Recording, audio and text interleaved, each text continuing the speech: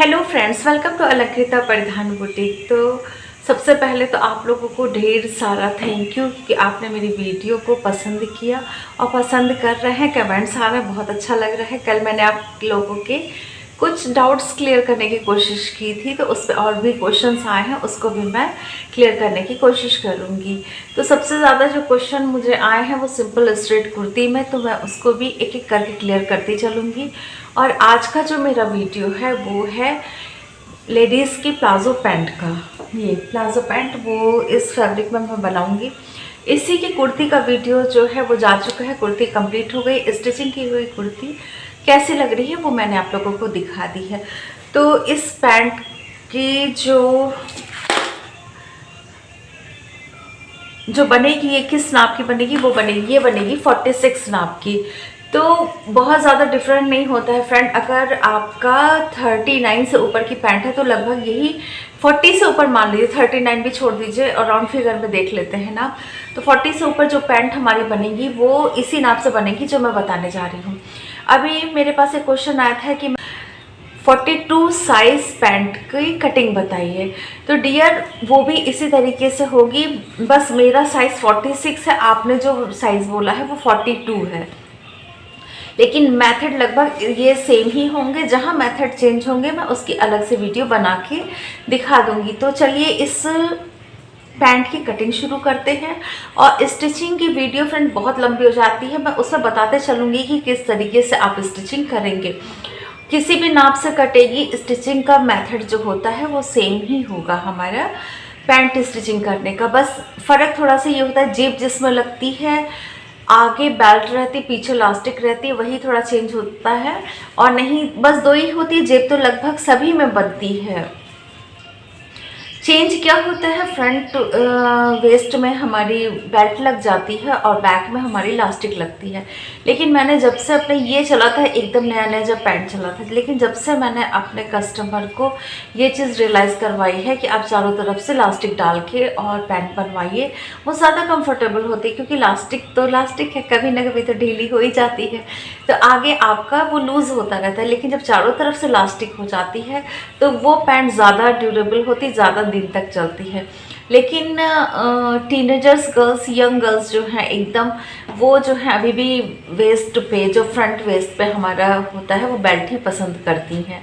तो चलिए शुरू करते हैं। ये भी जो है इसमें भी चारों तरफ से इलास्टिक ही लगेगी, क्योंकि वही चीज़ तो मैंने बता रखा है कि एक बार आप भरोसा करके देखिए, पहनिए, बहुत अच्छी होगी।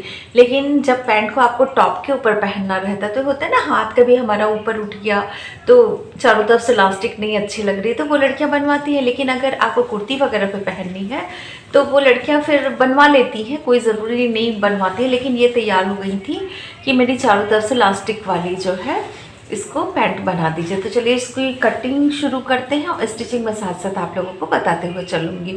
तो मत परेशान होइए, अलग अलग साइज़ में कोई बहुत फ़र्क नहीं पड़ता है।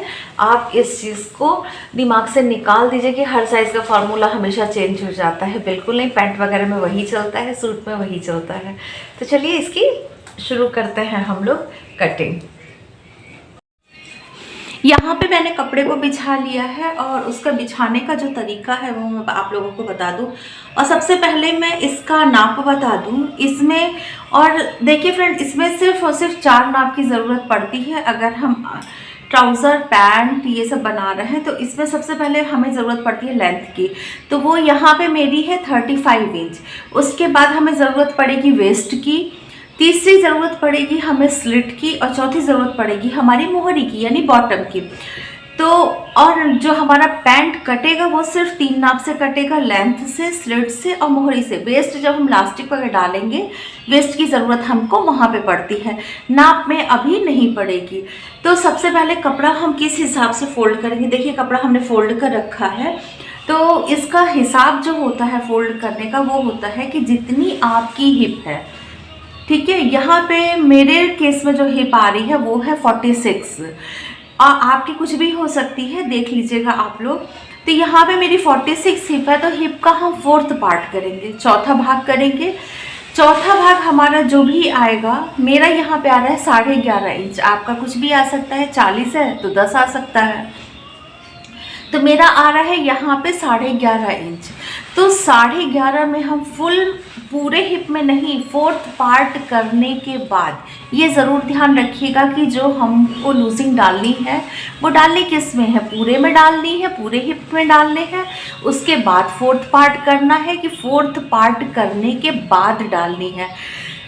तो हमें जो लूजिंग डालनी है वो हिप का फोर्थ पार्ट करने के बाद डालनी है। और कितनी डालनी है वो इस केस में अभी हमको डालनी है सिर्फ और सिर्फ 2 इंच की, क्योंकि थोड़ी सी फिटेड हमको चाहिए, ठीक है। तो 2 इंच की हम लूजिंग डालेंगे। तो यहाँ पे हमारा 11.5 इंच आया था फोर्थ पार्ट करने के बाद 46 का। तो सब 11.5 में 2 इंच की हम लूजिंग डालेंगे तो वो हो जाएगा हमारा 13.5 इंच, ठीक है। तो हम 13.5 इंच लूजिंग डालने के बाद जो क्रॉच बनाएंगे, क्रॉच यहाँ पे हम लेंगे 2.5 इंच का। इस चीज़ को ध्यान रखिएगा, लूजिंग डालेंगे 2 इंच का। और इस साइज़ में 40 साइज़ से हम एवं जब जाते हैं पैंट की, और 50 साइज़ तक जब हम जाते हैं तो वो हम डालते हैं 2.5 इंच की लूजिंग, ठीक है। तो हमने इस हिसाब से कपड़ा बिछाया हुआ है कि हमें 2.5 इंच की लूजिंग भी मिल जाए और 2 इंच का इसमें जो हमने मार्जिन लिया है वो भी आ जाए। तो थोड़ा सा कपड़ा मैं और बढ़ा दूँ। इस तरीके से हमने कपड़े को यहाँ पे बिछा लिया है। आप कपड़ा जब भी बिछाएंगे खड़े में बिछाएंगे, आड़े में नहीं बिछाएंगे।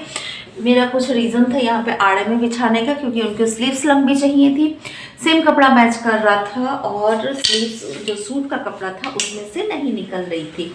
तो वही अपना पुराना फार्मूला, सबसे पहले हम कपड़े को सीधा करेंगे। कोई भी कटिंग करने से पहले आप कपड़े को सीधा कर लीजिए, क्योंकि आपके सारे निशान जब उसी जगह से लगेंगे तो आपका जो कपड़े के जो प्रॉपर निशान हमारे आएंगे वही आएंगे। यहाँ पे हमने इसको सीधा कर लिया। अब सीधा करने के बाद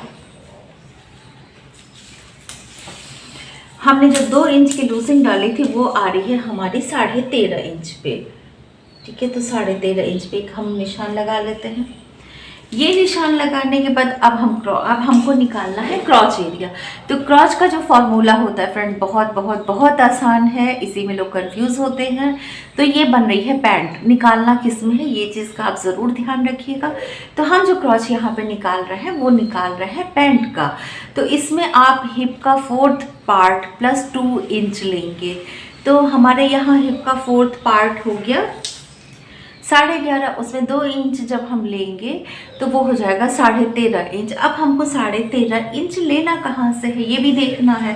तो 13.5 इंच जो हमको लेना है वो हम अपनी जो बेल्ट बना रहे हैं उसको माइनस करने के बाद लेना है। तो अब बेल्ट का किस हिसाब से हम माइनस करेंगे, अगर हमको 1.5 इंच की इलास्टिक डालनी है अपने प्लाजो में तो हम 1 इंच माइनस करेंगे। अगर हमको 2 इंच की इलास्टिक डालनी है तो हम सिर्फ 1.5 इंच माइनस करेंगे। और अगर हमको 1 इंच की इलास्टिक डालनी है तो हम आधा इंच माइनस करेंगे।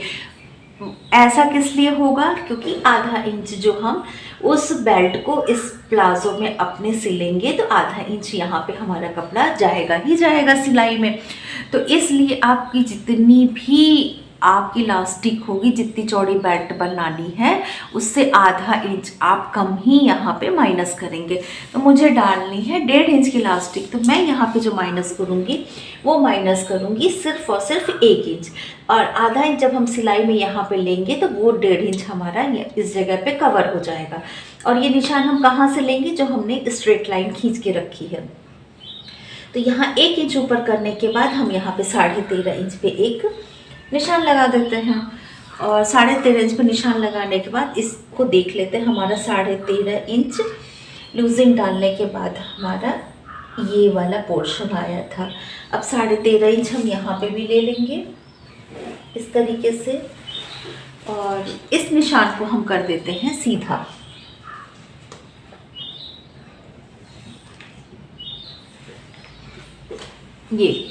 अब ये निशान सीधा करने के बाद यहाँ पे जो हम क्रॉच एरिया लेंगे इस नाप में वो लेंगे हम 2.5 इंच। तो 2.5 इंच पे एक निशान लगा देते हैं और 1 इंच पे हम इस क्रॉच का जो तिरछा करेंगे वो 1 इंच लेंगे। और जितना हमारा यहाँ पे है 2.5 इंच, हम 2.5 इंच ऊपर यहाँ से जाएंगे और इस तरीके से थोड़ा आते हुए यहाँ पे एक क्रॉच की लाइन खींच देंगे ऐसे कर। तो ये हमारा हो गया क्रॉच एरिया। अब देखिए जो मेन होता है, आप वीडियो पूरी देखिएगा, स्किप करके मत देखिएगा, नहीं तो हो सकता है कुछ पॉइंट आपके छूट सकते हैं। अब यहाँ पे जो इतना हमने ले लिया, अब लेते हैं हम लेंथ के नाप। तो लेंथ भी उसी हिसाब से लेंगे। देखिए पहले मैंने इसलिए लेंथ नहीं ली थी क्योंकि मुझे 1 इंच यहाँ पे ऊपर माइनस करके बताना था। अब 1 इंच जब माइनस कर देंगे और यहाँ पे हमारी लेंथ है 35 इंच, तो 35 इंच पे एक हम निशान लगा लेंगे।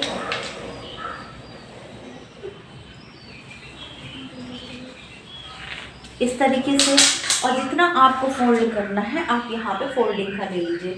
तो मैं यहाँ पे फोल्ड करूँगी 2.5 इंच का। तो यहाँ पे जो फोल्डिंग है उस फोल्डिंग का भी निशान हम इसी के, मुझे डिज़ाइन नहीं बनानी है इसमें, डायरेक्ट मुझे फोल्ड कर देना है। ये आपके इतने निशान हो गए। अब इन निशानों के बाद देखिए मेन प्रॉब्लम जो आती है कि पैंट घूम जाने की, कि पैंट की जो सिलाई होती है वो सामने आ जाती है, तिरछे में नहीं जाती है। तो उसका एक बहुत बड़ा रीज़न होता है हमारे यहाँ से नाप लेने का तरीका। अब यहाँ पे भी सबसे पहले हम 13.5 पे निशान लगा के और इस लाइन को अपनी कंप्लीट कर देते हैं।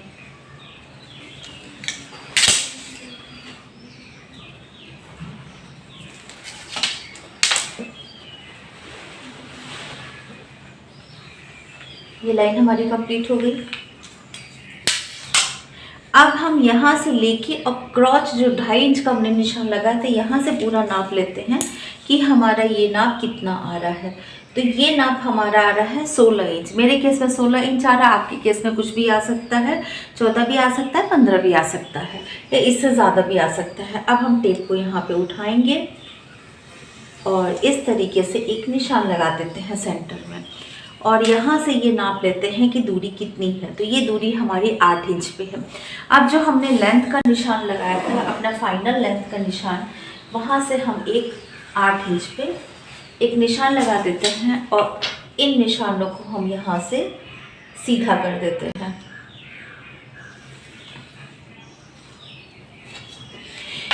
यही नाप लेने में अगर आपका कुछ भी गड़बड़ हुआ तो आपकी पैंट निश्चित घूम जाएगी, आप कितनी भी अच्छी स्टिचिंग कर लीजिए। ठीक है, तो ये चीज़ बहुत ज़्यादा ध्यान देने वाली बात है कि हमको हाफ करके और एक सेंटर लाइन लेने के बाद अब आपकी मोहरी कितनी है ये निर्भर करेगा। आपकी मोहरी जितनी भी है आप उसका हाफ करिए और इस निशान से आधा इधर निशान लगाइए, आधा निशान आप इधर लगाइए। तो मेरे केस में हमारी जो मोहरी है वो है 7 इंच की। तो मुझे कितना, 7 का आधा कितना होता है 3.5। तो 3.5 इंच पे हम इधर निशान लगाएंगे इस जगह पे, और 3.5 इंच पे हम यहाँ पे निशान लगाएंगे। अब इस निशान को अगर हम नापते हैं तो वो निशान हमारा देखिए 7 इंच आ रहा है। तो आप 7 इंच या मोहरी का निशान आप किस हिसाब से लगाएंगे, पहले आप इसको नापेंगे, इसका हाफ करेंगे, हाफ करने के बाद सेंटर लाइन हम एक बनाएंगे और उसका भी हाफ करके जो आपकी बॉटम होगा उसके आधा निशान आप लाइन के इधर लगाएंगे और आधा निशान आप लाइन के इधर लगाएंगे। अब यहाँ पे ये लाइन हम सीधी नहीं खींचेंगे, इस लाइन को थोड़ा सा हम तिरछा करके ही खींचेंगे, क्योंकि यहाँ पे जो हमारा कपड़ा अभी आएगा जब ऐसे फोल्ड करेंगे तो ये कपड़ा हमारा कम ना हो जाए, क्योंकि हमारी लाइन अभी ऐसे जाने वाली है।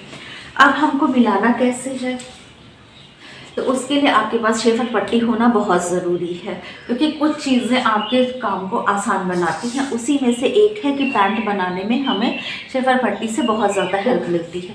अब इसको हम किस तरीके से रखेंगे, देखिए ये जो गहरा भाग है, ये गहरा भाग जो है वो हम यहाँ पे टॉप पे क्रॉच के रखेंगे, और जो हमने बॉटम का निशान लगाया है फोल्डिंग के निशान से नहीं, हमारा जो फाइनल निशान आ रहा है उस जगह से हम यहाँ पे रखने के बाद एक जो है इस तरीके से लाइन जब खींच देते हैं तो ये शेकर पट्टी हमको बहुत हेल्प करती है। हमें ये देखने की ज़रूरत नहीं पड़ती है कि हमारा निशान किस शेप में जा रहा है। तो देखिए ऑटोमेटिक जितना कर्व होना चाहिए था उस तरीके से ये कर्व हमारा आ गया। अब सेम हमने जैसे इधर रखा था उसी तरीके से इसको ऐसे पलट लेंगे। कुल मिला के हमारा गहरा वाला पार्ट जो है वो अंदर की तरफ जाना चाहिए। अब यहाँ पे जो ये निशान है इस निशान पे रखेंगे जिस तरीके से हमने क्रॉस पे रखा था, और जो हमारी फाइनल फोल्डिंग का निशान है उस निशान पे रखेंगे, ना कि इस निशान पे।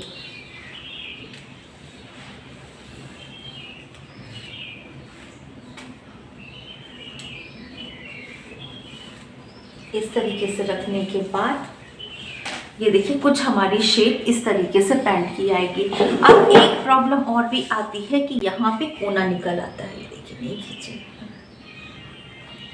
यहाँ पे कोना आता है, जाहिर सी बात है यहाँ एक ट्रायंगल बन रहा है। तो इस कोने को और थाई के पास हम लूजिंग दूर करने के लिए एक चीज़ और करते हैं। इस जगह पे जहाँ हमारा ये हमने निशान लगाया था कपड़े को सीधा करने के लिए, वहाँ से हम मिलाते हुए ये वाली लाइन, ये जहाँ पे भी हमारी ये लाइन मिल रही है, ये देखिए, ये आपकी कहीं पे भी मिल सकती है। इस लाइन को इस तरीके से हम एक निशान लगा देते हैं। तो निशान लगाने के बाद ये देखिए हमारे ये वाला जो पार्ट है वो हमारा माइनस हो जाएगा। अब देखिए इतना कपड़ा निकल गया ना, जो हमारे पैंट को थाई के पास लूज करता है, एक झोल आता है, उस चीज़ को हमने निकाल दिया। तो देखिए ये हो गया हमारा फ्रंट का सारा कुछ ड्रॉ पैंट में। दिख रहा है क्लियर? अब जब हम इसकी कटिंग करेंगे तो वो कटिंग हम सिर्फ यहाँ क्रॉच एरिया वाली करेंगे, इस चीज़ को छोड़ देंगे। तो यहाँ पे पहले हम पिन लगा लेते हैं, क्योंकि कटिंग करने के बाद जब हम इस कपड़े को अपने बैक पल्ले पे बिछाएंगे तो हमारा ज़रा सा भी कपड़ा इधर उधर ना हो।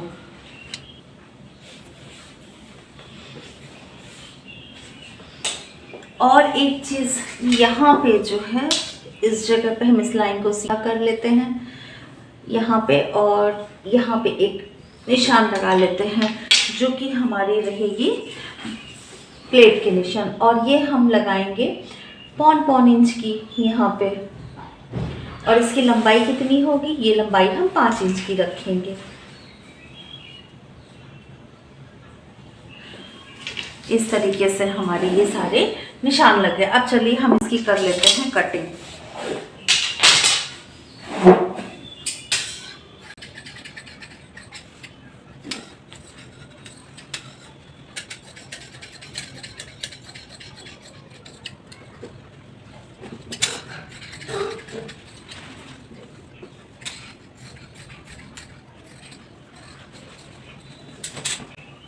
तो इस तरीके से देखिए हमारे फ्रंट पल्ले की कटिंग हो गई। ये मैंने अभी रोका है क्योंकि इससे हमको एक स्ट्रेट लाइन मिल जाएगी। अब इसको हम बिछा लेते हैं अपने बैक वाले पल्ले पे, और उसको किस हिसाब से बिछाना है कि हमारा 2-2 इंच कपड़ा एक्स्ट्रा आए क्रॉच एरिया की तरफ से। तो चलिए पहले बिछा लेती हूँ, फिर मैं दिखा रही हूँ। अब यहाँ पे देखिए हमने कपड़े को बिछा लिया है, और अब इसके ऊपर जो है हम इस तरीके से जो हमने फ्रंट पल्ला कट किया था उसको बिछा लेते हैं। बहुत अच्छे से मिलाते हुए बिछाएंगे। अब देखिए ये हमने कट नहीं किया था, तो हमको एक सीधी लाइन जो है बहुत ही आसानी से यहाँ पे मिल जा रही है। इस तरीके से खूब अच्छे से बिछा लीजिए, हाथ से कपड़े को झाड़ते हुए इस तरीके से रख लीजिए।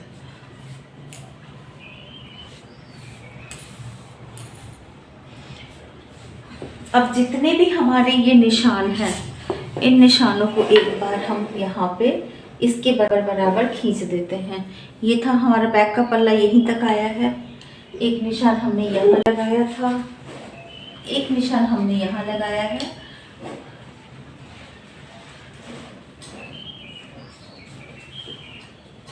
और एक निशान हमारा इस जगह पे लगेगा। ठीक है, ये हमारे निशान हो गए।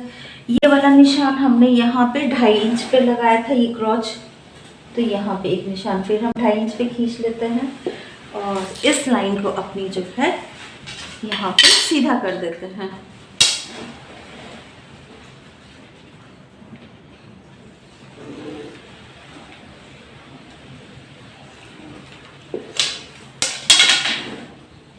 विजिबल हो रही है कि नहीं, इस तरीके से। आप यहाँ पे ध्यान से देखिए, क्योंकि मैंने इसमें कोई लूजिंग तो छोड़ी नहीं थी, पूरा एकदम प्रॉपर जितना नाप था उसी हिसाब से काटेंगे। तो अब हम इसमें कितना हम लूज रखेंगे। क्रॉच एरिया के पास हमने बैक पर फ्रंट पल्ले में 2.5 इंच की यहाँ पे क्रॉच लिया था 2.5 इंच का, तो यहाँ पे भी हम एक 2.5 इंच पे ही निशान लगाएंगे क्रॉच का बैक पल्ले के लिए। यहाँ पे हमने जिस हिसाब से लिया था 1 इंच पे हमने इस तरीके से क्रॉच लिया था, और यहाँ पे 2.5 इंच के ऊपर करते हुए और इस तरीके से ये देखिए, इसी तरीके से हमने निशान लगाया है। अब यहाँ पे हम ऊपर की तरफ जो हमारी पीछे से जो है पैंट खिंचती है, नीचे चली जाती है, हमको क्रॉच पे एक खिंचाव लगता है, उसको दूर करने का रीज़न, उसको दूर कैसे किया जाए वो बता रही हूँ। तो यहाँ ये जो क्रॉच एरिया के पास है, अगर आप बराबर काट देंगे तो पहनने में ये पैंट कंफर्टेबल नहीं हुई, क्रॉच के पास आपको बहुत ज़्यादा खिंचाव लगेगा। तो उसको दूर करने के लिए यहाँ पे हम 2 इंच का एक ऊपर की तरफ निशान लगाते हैं इसी लाइन के ऊपर, और इस निशान को हम अपने ये साइड वाले पार्ट की तरफ लाके और मिला देते हैं इस तरीके से। हम जब इस निशान को मिला देंगे यहाँ पे लाके,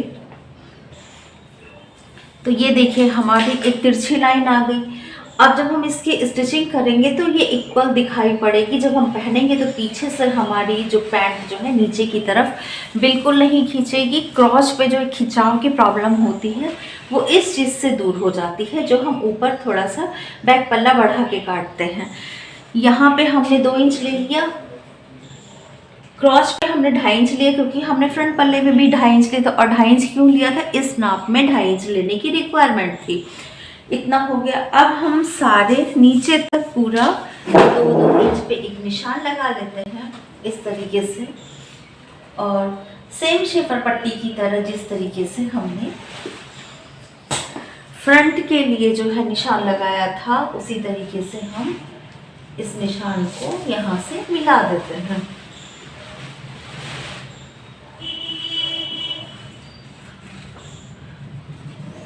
इस तरीके से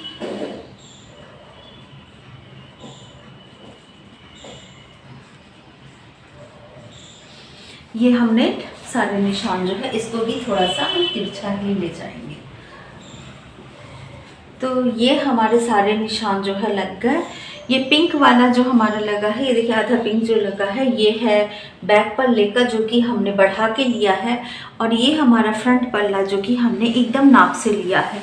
तो आपको एक ही वीडियो में 2 सोल्यूशन मिल गया कि क्रॉच के पास जो खिंचाव आता है वो कैसे दूर करेंगे, उसका कारण क्या होता है। जब आप सीधा काट देंगे बराबर हो जाएगा, तो हिप हमारी देखिए थोड़ी सी हैवी होती है अकॉर्डिंग टू फ्रंट के पार्ट से हमारा जो पेट होता है, तो यहाँ पे ये कपड़े को खींच लेती है और पैंट हमारी पीछे की तरफ खिसक जाती है, तो इसीलिए उसमें क्रॉच में खिंचाव हमारे आ जाता है। तो ये कारण होता है। बढ़ा के काटेंगे तो ये प्रॉब्लम आपकी सॉल्व हो जाएगी।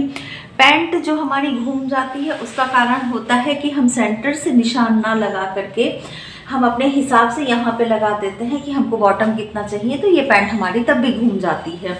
तो इस तरीके से देखिए मैंने फ्रेंड्स बहुत आसानी से कोशिश की है आप लोगों को कि बहुत ही आसान तरीके से आपको पैंट की कटिंग बता दूँ।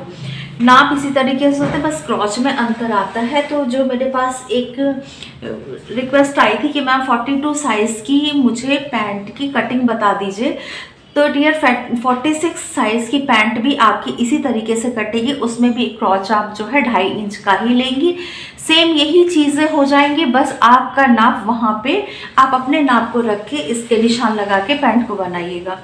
अब चलिए इसकी कटिंग कर लेते हैं। यहाँ पे देखिए मैंने ये कटिंग कर ली हुई है, कटिंग हमारी हो गई है इतनी। अब मैं इसकी कटिंग, क्योंकि ये हमारा बराबर पल्ला बिछा था, ये तो बढ़ा के हमने कट किया है, ये देखिए ये वाला पल्ला, लेकिन हमारे साइड का जो होगा ये क्रॉच एरिया है, और साइड का जो पल्ला हम कट करेंगे पैंट में वो देखिए इक्वल कट करेंगे। और यहाँ से देखिए हमारा झोल ख़त्म हो गया, इस वाले निशान पे नहीं, हम इस वाले निशान पे कटिंग करेंगे।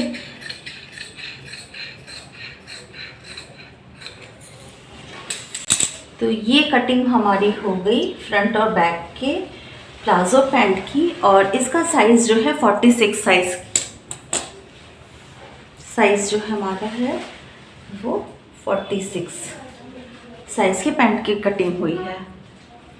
अब इसके सिलने का तरीका फ्रेंड्स क्या है, आपको 1 से पौन इंच की जो प्लेट डालनी है आप वो डाल देंगी।